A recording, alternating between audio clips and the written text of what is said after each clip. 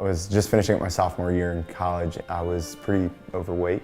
It started off as just trying to be healthier, trying to exercise more and eat healthy. My doctor told me that I needed to start to lose weight, and so I took that and ran with it. All of a sudden, my hair was just started falling out by like the handfuls, and it turned into unhealthy behaviors. Those behaviors where I would exercise, 2-3 hours a day. I've been restricting and over-exercising just a ridiculous amount, and it kind of consumed my whole life and consumed my whole identity. By the end of my freshman year, I was diagnosed with anorexia. There are so many myths, misconceptions, and misunderstandings about eating disorders, and we really want to get good information out there to everyone. Eating disorders are more than just about food. Eating disorders take over people's lives. People always think that eating disorders are just physical, like, oh, you just don't eat, kind of thing. But for me, it was just, I constantly felt like I wasn't worth it.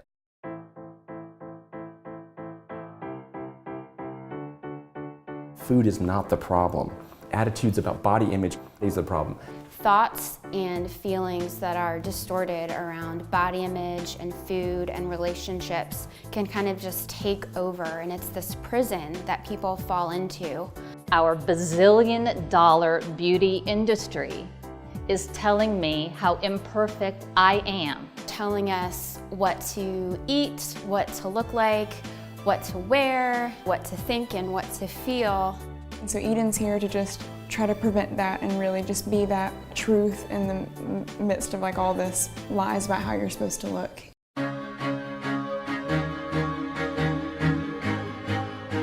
I started EDIN 18 years ago. We're the only nonprofit in Georgia that is doing this kind of work. What's been amazing to watch is as people get better and they get that energy back, they go on to do amazing things. Their relationships get better.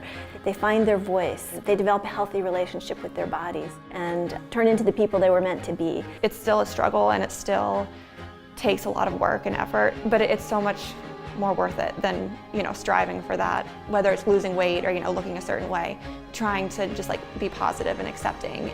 EDIN not only brings people in on the journey of healing an eating disorder, but it brings parents in on the journey of let's try together to avoid an eating disorder. That takes an organization like EDIN that not only is passionate, but is resourceful. There's a lot of different messaging that EDIN delivers. We really promote self-acceptance. I really value their mission.